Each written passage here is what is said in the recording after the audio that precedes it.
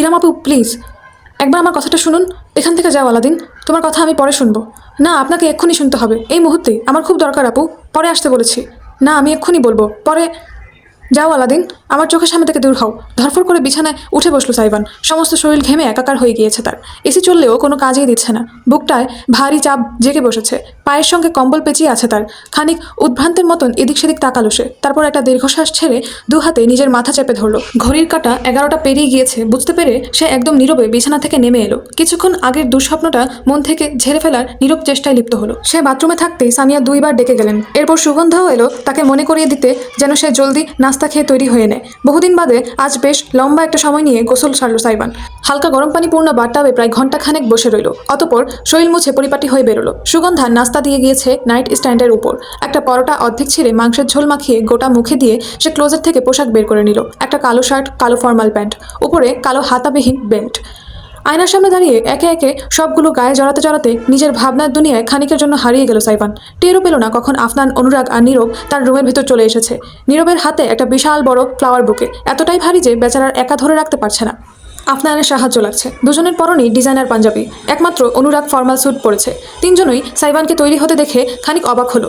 তোর বিয়েতে তুই কালো পোশাক পরেছিস কেন, প্রশ্নটা করলো আফনান। সাইবান আয়নার প্রতিফলনের কারণে পিছনে দাঁড়ানো বন্ধুদের দেখলো। তারপর মুচকি হেসে টাই বাঁধতে বাঁধতে উত্তর করলো, শোক দিবসে মানুষ কালোই পরে। খিলখিল করে হেসে উঠলো সবাই, অনুরাগ বাদে। বান্দা হেঁটে গিয়ে সাইবানের মুখোমুখি দাঁড়িয়ে অগোছালো বাঁধতে থাকা টাইটা খুলে আবার নতুন করে বেঁধে দিতে দিতে বলল, এতই শোক যখন, তখন নাচতে নাচতে বিয়ের পিড়িতে বসছিস কেন?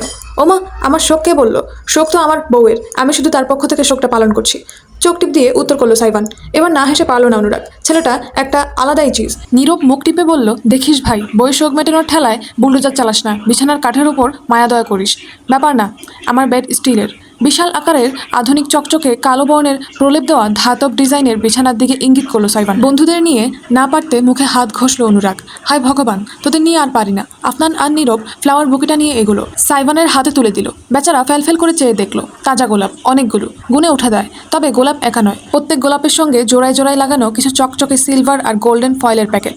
চোখ পিটপিট করলো সাইবান। নীরব বলে উঠল, happy wedding bro, with 69 roses and 69 chocolate flavour. হ্যাঁ ব্রো, আজ রাতে 70 কিলোমিটারের বেশি গাড়ি চালানো নিষেধ। সেফটির জন্য সবসময় হেলমেট ব্যবহার করবি। অ্যাক্সিডেন্ট হলে অকালে কাঁদতে হবে আড়ালে। আফনান বলতেই আর সহ করতে পারল না সাইবান। মুখ টকটকা হয়ে গেল তার। ফ্লাওয়ার বুকেটা তুলে সপাত সপাত বন্ধুদের মাথায় মারতে লাগলো।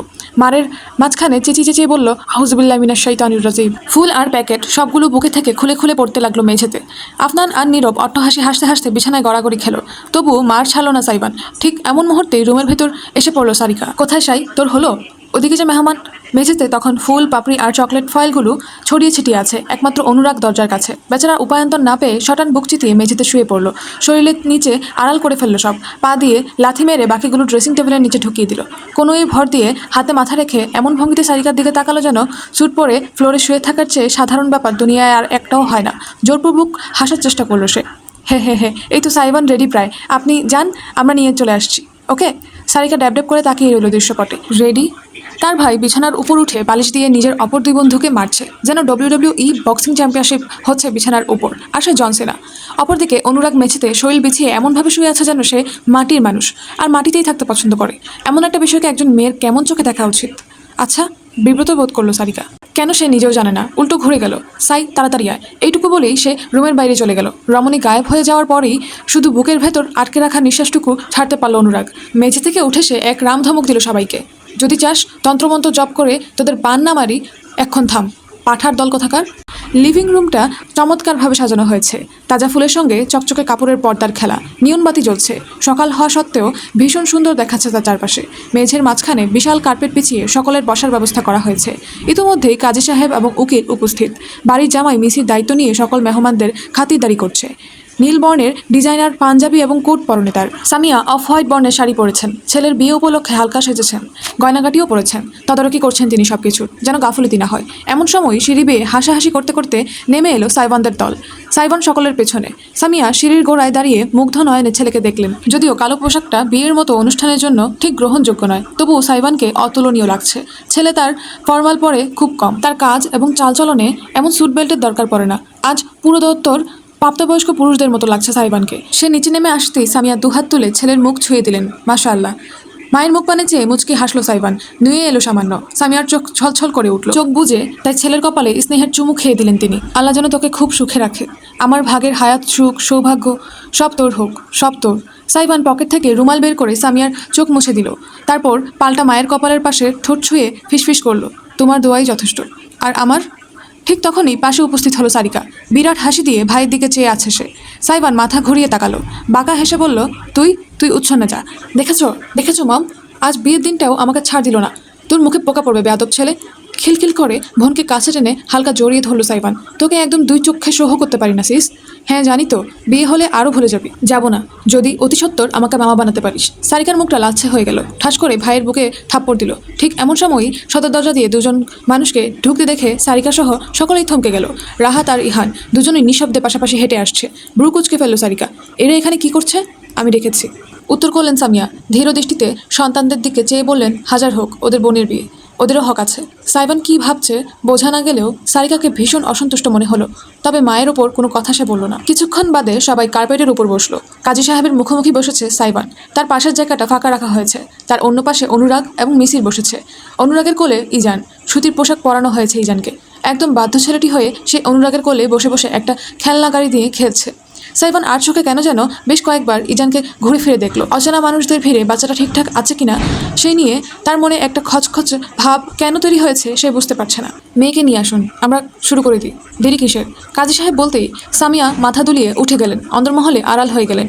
সাইবান ঠায় নিজের জায়গায় বসে ইজানকে দেখতে লাগলো। বাচ্চাটা এখন খেলার প্রতি আগ্রহ হারিয়ে মিসিরের কোটের বোতাম ধরে টানাটানি করছে। আনমনে মুচকি হাসলো সে। সেই হাসিটুকু হঠাৎ করে জমে গেল দৃশ্যটি নজরে আসতেই। অন্দরমহল থেকে ধীর পায়ে বেরিয়ে এলেন সামিয়া। তার পাশেই ইরাম, জলপাই বর্ণের একটা চকচকে শাড়ি জড়ানো অঙ্গে, তাতে উজ্জ্বল সিলভার জরির কাজ। শাড়ির পার সোনালি। লাইটের আলো পড়তেই মোহনীয় এক দ্রুতি ছড়াচ্ছে। শাড়ির আঁচলটাই মাথায় তুলে দেওয়া, খুবই হালকা সাজ, সঙ্গে পাতলা কিছু সোনার গহনা। এইটুকুই, অতিরিক্ত বাড়াবাড়ি কিছুই নেই। বয়সের সঙ্গে মানানসই। তবুও সাইবান নিষ্পলক চেয়ে রইল। ইরামের দুই হাতের টকটকে খয়েরি মেহেদির রঙের ওপর থেকে নজর ফেরাতে পারল না সে। এমন নয় যে জীবনে সুন্দরী মেয়ে দেখেনি, বরং ঠিক উল্টোটা। ডিজে পার্টিতে আগ্রহের কেন্দ্রবিন্দু থাকে সে। রমণীদের লাইন লেগে থাকে তার আশেপাশে। বড়লোকদের আদরে দুলালিদের আগুন ঝরার রূপ, তরুণীদের মন মাতানো সাজসজ্জা। কিন্তু এর আগে কারো প্রতি এমন অনুভূতি জন্মায়নি তার। ইরামকে দেখে তার এই জ্বালাময়ী অনুভূতিটা হচ্ছে না। ঝলসে যাওয়া রূপের প্রতি স্বাভাবিক পুরুষালী আকর্ষণ আসছে না। যেটা তার বুকের মাঝে জন্মেছে সেটা শ্রদ্ধাবোধ। ইরাম কোনো মেয়ে নয়, সে একজন নারী, একজন মা। তার রূপের প্রতি অনুভূতিটাও অজান্তেই পরিপূর্ণ হয়ে উঠেছে অসীম আগ্রহে, নারীসুলভ আকর্ষণে নয়। ইরাম হেঁটে এসে সকলকে সালাম দিয়ে আস্তে করে সাইবানের পাশে বসলো। তার কাজল টানা চোখ শুরুতেই ইজানকে খুঁজে বের করলো। ছেলে নিরাপদ আছে নিশ্চিত হওয়ার পরেই সে তার পাশে বসা পুরুষটার উপর মনোযোগ দিল। সাইবান সঙ্গে সঙ্গে নিজের দৃষ্টি ফিরিয়ে নিল। অনুভব করলো বিনা কারণেই তার হৃস্পন্দন বেড়ে গিয়েছে। এতটা কাছে বসা ইরাম যে তার শরীরে মাখা সূক্ষ্ম পারফিউমের গ্রান্টটুকু তাকে মাতোয়ারা করে তুলেছে। সাইবান কালো পোশাক পরেছে এই নিয়ে বিশেষ কোনো মন্তব্য ইরাম করলো না। নীরবে মাথা ঘুরিয়ে একবার পিছনে তাকালো। ঢোকার সময় সে দেখেছে তার দুই ভাই এসেছে। সকলের থেকে পিছনে কার্পেটের একদম শেষ কিনারায় বসেছে তারা। রাহাত মুখ নিচু করে নিজের ফোন ঘাঁটছে। ইহান অবশ্য ইরাম তাকাতেই বিরাট হেসে হাত তুলে নাড়ালো। তার গালে একটা ব্যান্ডেজ দেখা গেল। কালকেও তো সুস্থ ছিল, এক রাতে কি হয়ে গেল? মনে মনে ভাবলেও আপাতত জিজ্ঞেস করার সুযোগ নেই। পরে কথা বলবে ভেবে ইরাম মাথা দুলিয়ে সামনে ফিরে তাকাল। অনতিবিলম্বে বিয়ের কাজ শুরু হলো। ইরামের বয়সের ব্যাপারটা আসতেই উকিল ব্রু তুলে তাকালেও কাজী সাহেবের পক্ষ থেকে কোনো অস্বাভাবিক প্রতিক্রিয়া এলো না। তিনি অতি স্বাভাবিকভাবেই সবকিছু করছেন। সারিকার কয়েকজন বান্ধবী এসেছিল দাওয়াতে। তারা অবশ্য সেই মুহূর্তে কানাঘুষা শুরু করে দিল। সারিকা, কি ভাবছিস তোরা? তোর ভাইয়ের জীবনটা সবেমাত্র শুরু, আর সেখানে তাকে এক বাচ্চার মায়ের সাথে জুড়ে দিয়েছিস। 7 বছর? ভাই 3-4 বছর হলে মানা যায়, কিন্তু এত? উনি তো অর্ধেক বুড়ি হয়ে গিয়েছে। সাইবানের সঙ্গে যাবে কিভাবে? সারিকা প্রতিক্রিয়া না করার চেষ্টা করলো, কিন্তু কথাবার্তা ততক্ষণে ছড়িয়ে গিয়েছে। যদিও সামিয়া এই ভয়েই একদম কাছের মানুষ ছাড়া কাউকেই দাওয়াত করেননি, তবুও এমন অনাকাঙ্ক্ষিত ব্যাপারটা তাকে একসঙ্গে লজ্জিত এবং ক্রোধিত করল। তিনি রাগঢাক করলেন না, সোজাসুজি বলে বসলেন, তোমরা না আধুনিক মেয়ে, এমন সস্তা মেন্টালিটি নিয়ে কিভাবে চলো? মেয়ে দুটো চুপ করে গেল সঙ্গে সঙ্গে। তবে একজনের মা বলে উঠল, ভাবি, কথা বলার মতো কাজ করলে লোক তো বলবেই। আমি সন্দেহ করেছিলাম আপনার ছেলের বিয়ে এত ছোট অনুষ্ঠান করছেন ভেবে। তবে এই ব্যাপার বুঝতে পারি। যতই বলুন, একজন ছেলে আর একজন মেয়ে তো আর এক না। মেয়ে মানুষ তাড়াতাড়ি ম্যাচিওর হয়ে যায়। সেখানে আপনার ছেলে এত বড় একজনের সঙ্গে কিভাবে সংসার করবে সেটা মা হয়ে আপনার ভাবা উচিত ছিল। ভাবেননি বলেই অবাক হচ্ছি। এমনও মা হয় যেখানে ধর্ম একটা সম্পর্ককে জায়েজ ঘোষণা করেছে, সেখানে সমাজ হয়ে প্রশ্ন করার আপনিকে? হঠাৎ করে ভেসে এলো কাজী সাহেবের তৃপ্ত কণ্ঠস্বর। মুহূর্তেই পিনপিনাত নীরবতা নেমে এলো চারপাশে। কাজী সাহেব কাগজপত্র রেখে মুখ তুলে তাকালেন। মুখ ভর্তি সাদাদারি, জলজলে চোখে পড়া চশমার ভেতর থেকে তিনি তাকালেন সামনে। আপনাদের শখ করে আগ্রহ নিয়ে একজন মা নিজের ছেলের বিয়ের সাক্ষী হতে দাওয়াত করেছেন। আপনাদের অতিথি হিসেবে মার্জিত আচরণ করা উচিত, সমালোচনা না। এবারেও কেউ কোনো কোনো কথা বলতে পারলো না। কাজী সাহেব সরাসরি তাকালেন সাইভানের দিকে। আপনার স্ত্রী আপনার থেকে বয়সে বড়, আর তার একটা নাবালেগ শিশু সন্তান রয়েছে। এই নিয়ে আপনার আপত্তি আছে?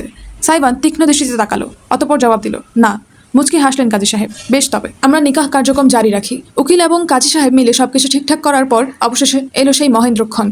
মারহুম রাইজুল কিবরিয়া সুযোগ্য কন্যা ইরাম কিবরিয়া। আপনি কি 11,11,101 টাকা দেনমোহর ধার্যে AKM আহমদ উদ্দিনের সুযোগ্য পুত্র সাইভান আলাদিনকে নিজের স্বামী হিসেবে গ্রহণ করতে রাজি?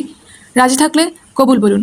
একটা দীর্ঘ প্রশ্বাস টানল ইরাম। তার মনে হলো কয়েক সেকেন্ডের ভেতরে নিজের গোটা জীবন থেকে ঘুরে এলো সে। জন্ম, বাবার চোখের মণি হয়ে বেড়ে ওঠা, বাবার চলে যাওয়া, গোটা সংসারের দায়িত্ব কাঁধে ফেলা, দুই ভাইকে মায়ের স্নেহ ভালোবাসা দিয়ে গড়ে তোলা, 30 পেরিয়ে বিয়ের বন্ধনে বসা, প্রাক্তনের সঙ্গে দেখা, ভালোবাসা জীবনের স্বপ্ন খান খান হয়ে যাওয়া, ইজানের জন্মের ভেতর দিয়ে জীবনের পরিপূর্ণতা আসা, এবং আজ সব জল্পনা কল্পনার অবসান।